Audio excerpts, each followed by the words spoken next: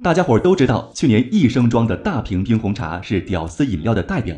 这不，今年夏天又到了，每天要喝大量饮料的品牌哥就准备购入一批屌丝饮料。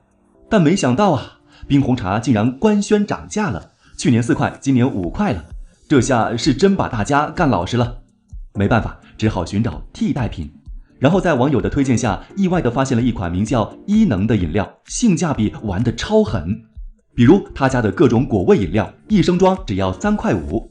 关键是伊能的饮料种类丰富，苏打水、气泡水、茶饮料啥的全都有，且主打一个性价比。唯一的顾虑可能就是伊能属于3线小品牌，担心有科技与狠活。但网上一查，好家伙，这货去年电商渠道的包装水饮料出货量干到了第4名，把多个大牌斩于马下。那么名不见经传的伊能到底是啥来历？为啥能在众多饮料强者中脱颖而出？兄弟们，品牌哥拿人头担保，这期视频真不是恰饭。咱是品牌故事 UP 主，赛道决定了一个品牌有褒有贬，咱都是实事求是的去写。一个品牌正面形象多，肯定就要多写点；负面信息多，那也不会藏着掖着。OK， 废话不多说，下面正式开始。伊能来自山西太原，成立于2016年，是个很年轻的品牌。网上基本找不到什么历史资料，纯一个小透明。但深挖之后发现，伊能并不简单。如果你爱喝苏打水，应该听过鸣人这个牌子，来自河南焦作，是国产苏打水领域的老大哥，线上线下随处可见。伊能其实可以理解为脱胎于鸣人。背后的故事大概是这样的。鸣人在河南周边省市有不少代工厂和销售公司，比如在山西太原就布局了山西鸣人饮料销售有限公司。这2家公司曾经都有张振庆这位相同的2股东，但山西鸣人后来改了名字，变成了山西优珍食品饮料有限公司。山西优珍自己注册了伊能品牌，并开始生产销售苏打水。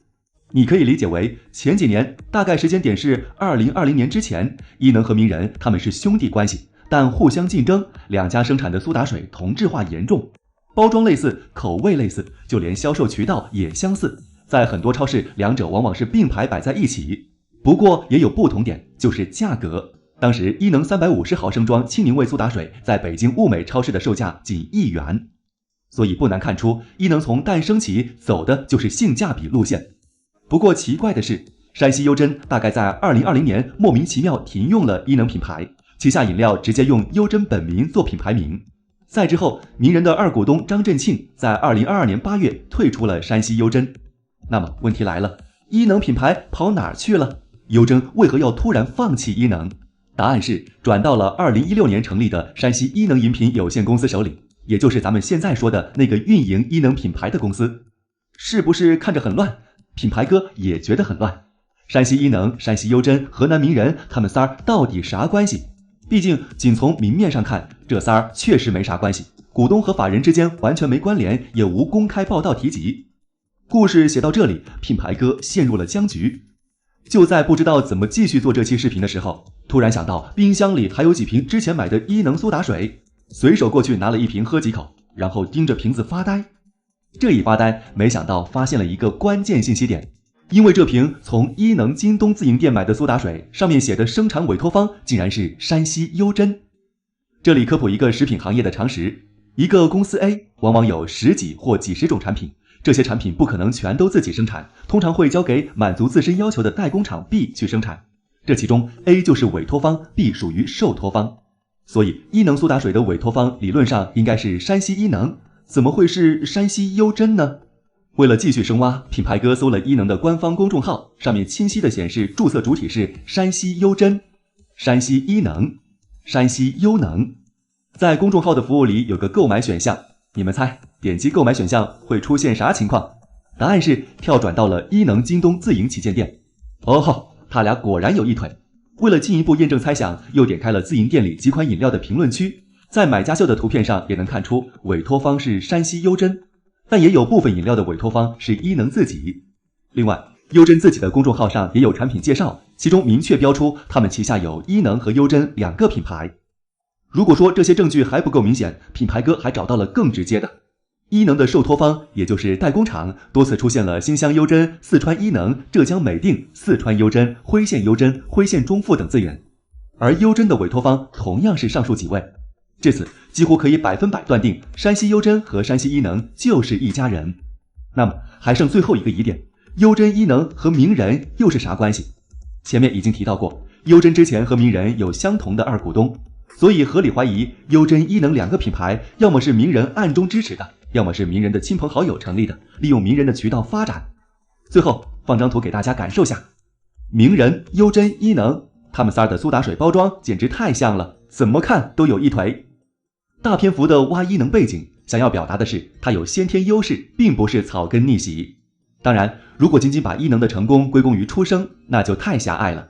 伊能的产品战略其实更值得说道，总结起来就2点，一是品类繁多，二是专注下沉市场。首先来看品类，饮料行业有很大的周期性，可能今年火了苏打水，明年就变成了气泡水。如果太局限于单一产品，很难跟上消费潮流。伊能的做法简单粗暴，就是全都要。电解质水、果汁、气泡水、苏打水、果味蜜水、植物饮料、茶饮料等近几年比较常见的全都涉足，哪个火了就重点推哪个。OK， 再看伊能的另一个优势，即专注下沉市场，细分为渠道下沉和价格下沉。或许是为了避开和大牌饮料的直接竞争，伊能在线下渠道重点布局低线城市，比如河南、四川、山西、广东等区域的小城，特别是这2年横扫县城乡镇的各种量贩零食店，伊能也大规模展开合作，对销量和知名度的打开起到重要作用。至于价格下沉，则是伊能的杀手锏。伊能起家的苏打水零售基本在 1.5 元一瓶，如果直接整箱买，每瓶均价能干到1元左右。再拿目前伊能出圈的蜜桃水举例，这款饮料和三得利的沁水长得基本一模一样，瓶身都是透明圆柱形，画着对应色系的水果包装纸，不细看根本分不清。但是价格上，差不多的500毫升装，伊能只要1.8块，而三得利在4块左右。